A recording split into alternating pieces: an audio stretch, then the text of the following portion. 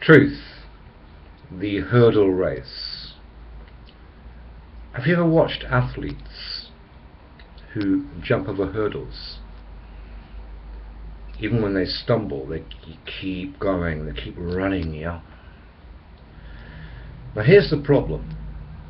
Here's the big problem. I'm talking about ex-JWs here, especially. They recognize that cult is a money-spinning organization, but most JWs I know who are now ex-JWs have got into the Trinity trap. They've stopped running the race and believe this once saved, always saved, devilish lie. So they stop running. Okay?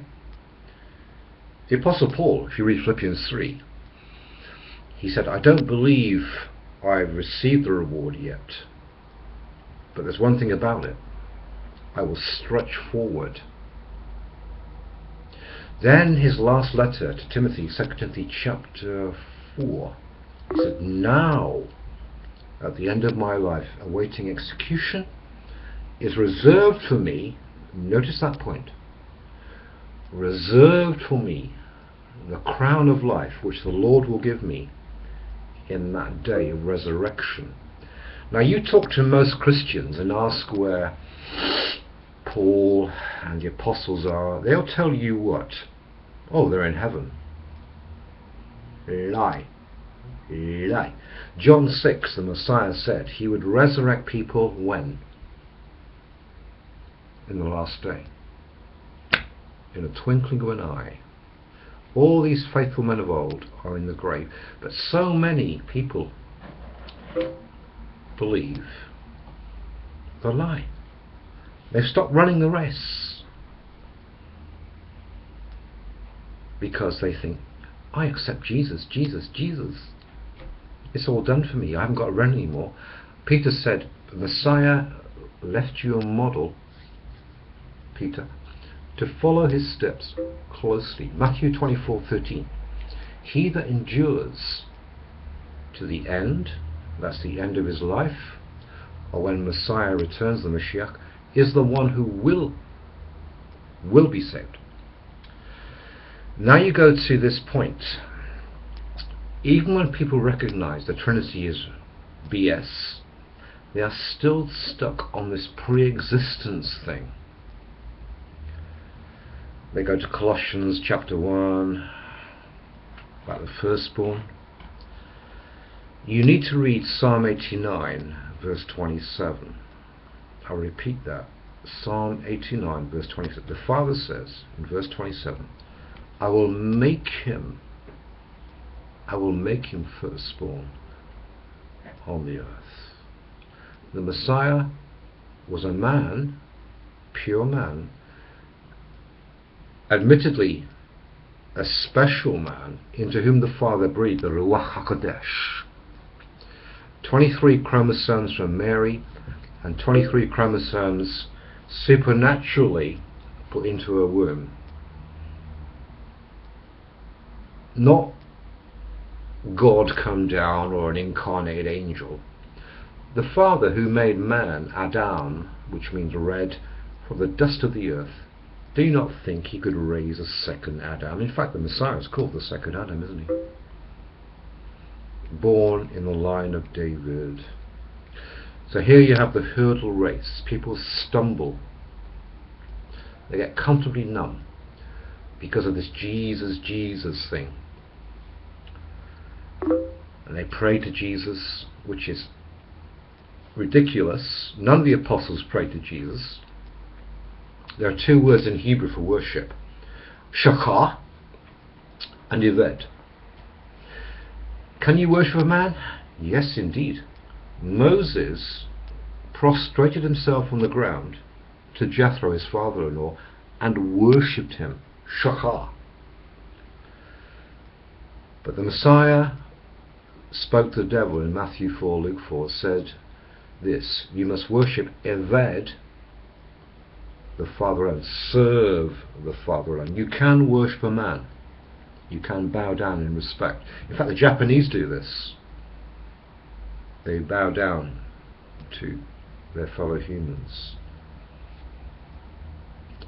Yes, you can worship a man, but you can only serve the Father. Who did the Messiah serve? Question for you. He said, I can do nothing of my own accord. What I hear from the Father, I speak. So keep on running. Stopping at the one hurdle, feeling comfortably numb. Because you accept Jesus, you are saved. No, it's not that easy, folks. The Messiah ran the course to the finish. That's why he's called in Revelation the faithful witness. Read the letters he spoke through the angel to John the Apostle in Revelation. How he, in one breath, commended them and then said, watch out, I've got this one thing against you. Read that. Revelation 2 and 3, isn't it? Chapters, I think it is. Watch out, he said. Hold fast to what you've got, unless someone snatches it away from you. It's not about moral acceptance. In fact, James, the half-brother of Messiah, said this, you believe there's one God, do you? Well done. The demons believe that and shudder. Run the course. Don't be stuck on hurdles. The devil is very canny, very clever, giving you this comfortably numb feeling that moral acceptance will get you into the kingdom.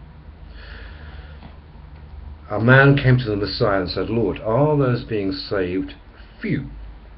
His reply, agonize yourself, in the Greek, exert yourself, because many, I tell you, will seek to get in, but they will not. Matthew 7.